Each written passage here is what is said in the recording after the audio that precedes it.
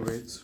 मैं आपके लिए इंटरनेशनल रिलेशन पे एनालिसिस जो है लेकर के आया हूँ और ये एनालिसिस जो है रशिया यूक्रेन वॉर को लेकर के बड़ा शिफ्ट देखने को मिल रहा है। ट्रम्प को लेकर ट्रम्प की जो पॉलिसी है वो चेंज होती हुई दिख रही है। मेरे अकॉर्डिंग देखा जाए तो ट्रम्प जो है इतनी अनप्रिडिक्टेबल आज तक कोई लीडर जो है देखने को नहीं मिला है हिस्ट्री में। मोस्ट प्रिडिक्टेबल अनप्रिडिक्टेबल जो है लीडरशिप में अगर देखा जाए तो ट्रम्प का नाम जो है शीर्ष पे हो कि उनकी पॉलिसी कब किस तरीके से चेंज होती है कुछ प्रिडिक्ट नहीं किया जा सकता। इवन कि जब ट्रम्प जो है इलेक्शन के टाइम में उन्होंने उनका जो कैंपेन ही चला था कि जिस दिन वो प्रेसिडेंट बनेंगे उसके कुछ दिनों के अंदर ही रशिया यूक्रेन वॉर को वो ख़त्म कर देंगे। बट आपको देखने को मिल रहा है कि अभी तक ये वॉर जो है वो ख़त्म हुई नहीं। और देखने को मिला कि 28 फरवरी को रशिया और यूक्रेन के बीच में जेलेंस्की गए थे यूएसए और उनके बीच में मीटिंग हुई और काफ़ी बेइज्जती भी हुई थी जेलेंस्की। ट्रम्प ने काफ़ी निंदा की थी कि आपके पास कोई चॉइस नहीं है और आपको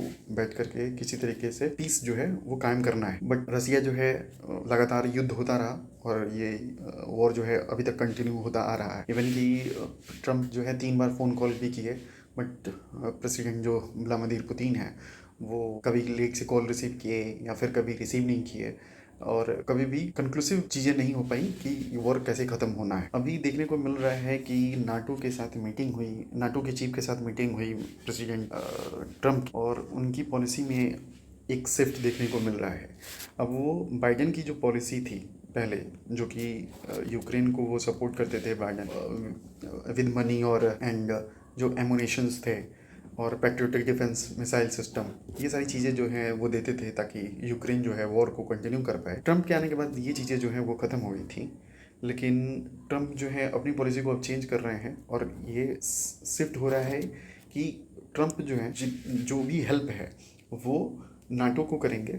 जितने भी एमुनेशंस एंड डिफेंस के जितने भी आर्टिकल्स होंगे वो ये सारी चीज़ें जो हैं नाटो को दी जाएंगी और नाटो से डायरेक्टली जो है शिफ्ट हो जाएगा ये चीज़ें यूक्रेन को। तो ये डायरेक्टली नहीं भेज रहे हैं बट नाटो की थ्रू चीज़ें जो हैं वो जा रही हैं। उसके बाद ट्रम्प ने फिर सैंक्शन के लिए भी बातें कही हैं कि 50 डेज़ का टाइम दिया जाता है रसिया को।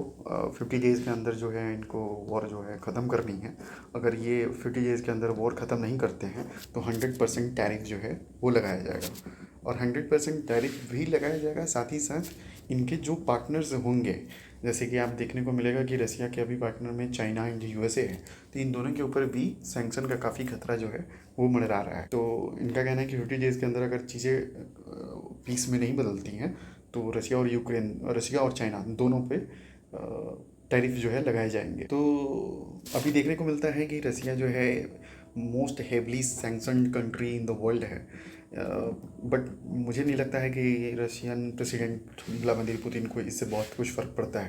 वो मतलब इतने काफ़ी स्ट्रॉन्ग प्रेसिडेंट के रूप में देखे जाते हैं व्लादिमीर पुतिन। तो मुझे नहीं लगता है कि व्लादिमीर पुतिन सैंक्शन की वजह से डरेंगे क्योंकि ऑलरेडी वो स्विफ्ट पेमेंट सिस्टम से ऑलरेडी निकल चुके हैं। तो अब देखने को मिलेगा इन फ्यूचर। देखते हैं कि जो पीस टॉक्स हैं वो किस तरीके से होती हैं और यह जो यूक्रेन और रसिया का वार है वो किस मोड़ पे ले जाके ख़त्म होता है। तो stay tuned for further information. इससे रिलेटेड कोई भी और इन्फॉर्मेशन आती है तो मैं आपके लिए एक नया वीडियो ले आऊँ। तब तक के लिए गुड नाइट।